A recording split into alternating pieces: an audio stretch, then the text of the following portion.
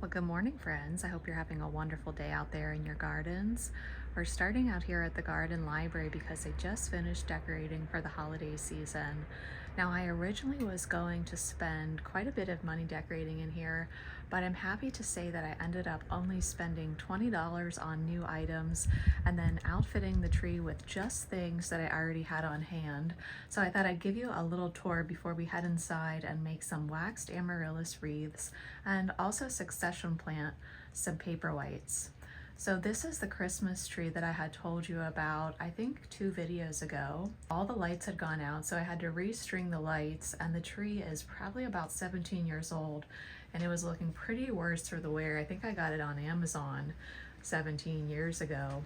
So what I ended up doing was disassembling a garland that I had received from Jackson and Perkins. It was their eucalyptus garland, and it comes with 3 different kinds of eucalyptus. You have the baby blue eucalyptus, silver dollar eucalyptus, and willow. So I put one of those garlands here, and I added in a little bit of pussy willow that we have in the driveway garden. And then I had a second garland, which I disassembled, and I just put the bundles all throughout this really old Christmas tree, and I absolutely love the effect. So the only thing I added was these ribbons. I just tied some bows and added them to the tree. I think I got this really big spool of ribbon on Amazon for $7. And then we already had the pine cone ornaments. They were left over from the dining room Christmas tree. I added in some icicle ornaments that I already had, and lots more pussy willow just to pick up on that beautiful copper brown color. It smells wonderful in here. It had been smelling like stain for probably about a year in here, and my husband said it was kind of cutting down on the stain smell, and it smelled more like a floral shop now. Let me pull us back for a second. I'll step outside of the library. So the only thing that I bought for this was the ribbon, and then I did buy some new candles. So let me know what you think of the garden library this holiday season. This is the first time I've ever been able to decorate the garden library for Christmas, and I'm so pleased with how it turned out. We definitely have to come back out here in the evening together because this room just glows and is so magical by candlelight. But for now, let's head inside and make some waxed amaryllis wreaths together. My original idea was to use these beautiful waxed amaryllis from Amaryllis and Caladium Bulb Company, but I felt like the bulbs were a little too big for this project, so I decided to wax some of my own bulbs.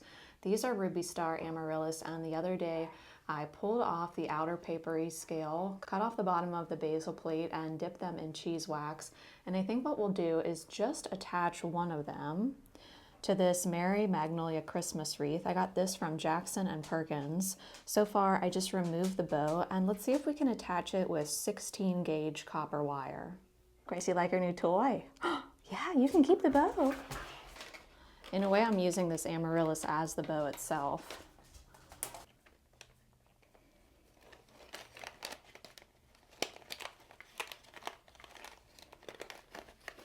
I have the wreath on a step now. It's kind of hard to get the wire underneath and around without scraping my floor.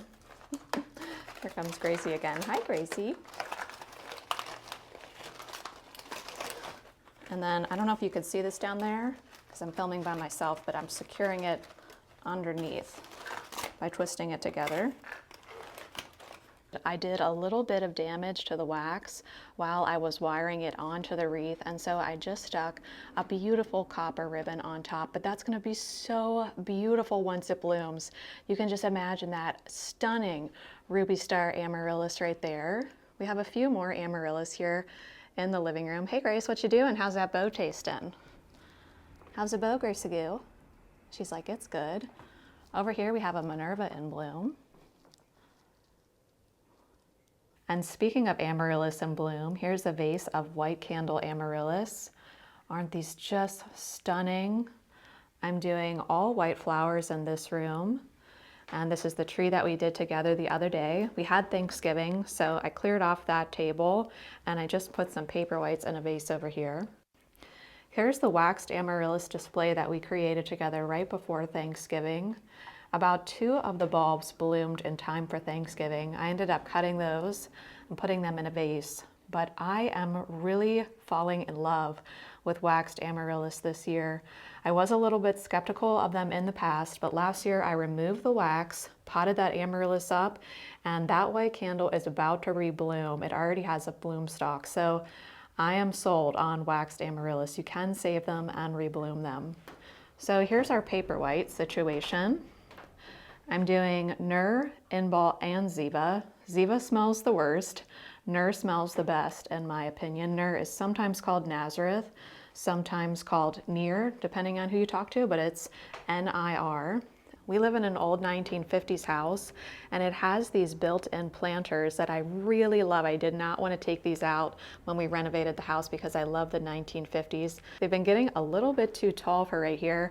I should probably put poinsettias in those instead, but I'm growing all these Paperwhites just for cutting inside. So as you can see, I basically have those planters just filled up with the Paperwhites, but these are only going to be in bloom for about 2 more weeks. So let's go into the addition and plant up another round. I'm going to space the bulb shoulder to shoulder because I want a really thick display of flowers. I just treat Paperwhites as annuals. That looks great. So now I'll cover these back up with 2 inches of soil. Now we'll get these all watered in.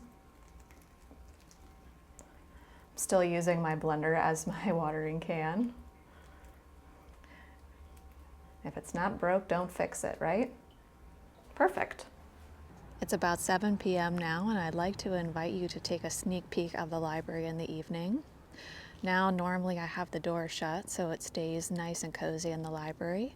And I also like to have Doris Day playing on the record player. I won't be able to do that for you this evening because of copyright, but I love her Christmas album and Nat King Cole's Christmas album. But I just love seeing the glow of these new candles. The fireplace is run on electricity, so is the tree, but everything else is either USB powered or battery powered. Even these wall sconces are run on USB power. I just have to plug them in once every 3 months. They really have a great battery life. But let me scoot over here for you a second. Gracie would like to, I was gonna say she would like to say hi, but apparently she would like to steal my slipper and hide it in the dirt. Excuse you. Oh, here she comes back with it. Wait, Grace, where's my slipper? Go get my slipper, go get it. So I think the only thing, go get my slipper, go get it, go get my slipper. Go find it and bring it back. Go get my slipper. If I could go back in time and design this library over again, I might make it just a little bit bigger, but the main thing that I would do is put in a lot more outlets. My only outlet is right over here. I had no idea it was so expensive to trench for power. So once I got the permit for that and paid for it, I just felt like I should have added in a lot more electrical outlets. So if you're building any kind of structure outside, I would put in as many outlets as possible.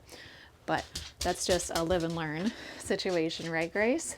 But friends, I want to wish you a wonderful day out there in your gardens. I need to go retrieve my slipper, which is now probably wet and muddy somewhere out in the garden. So I'll see y'all sometime soon. Bye, friends. Grace, where's my slipper? Go show me. Show me where it is. Where'd you put my slipper? Oh, there it is. That goes in here. Put it right back. Put it over here, and then we can go inside. Put it here, and then we can go see Daddy. No, no, no.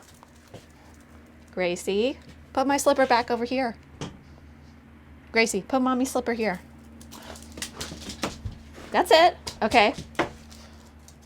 Okay, try again. Put my slipper over here. Ready? Bring it in.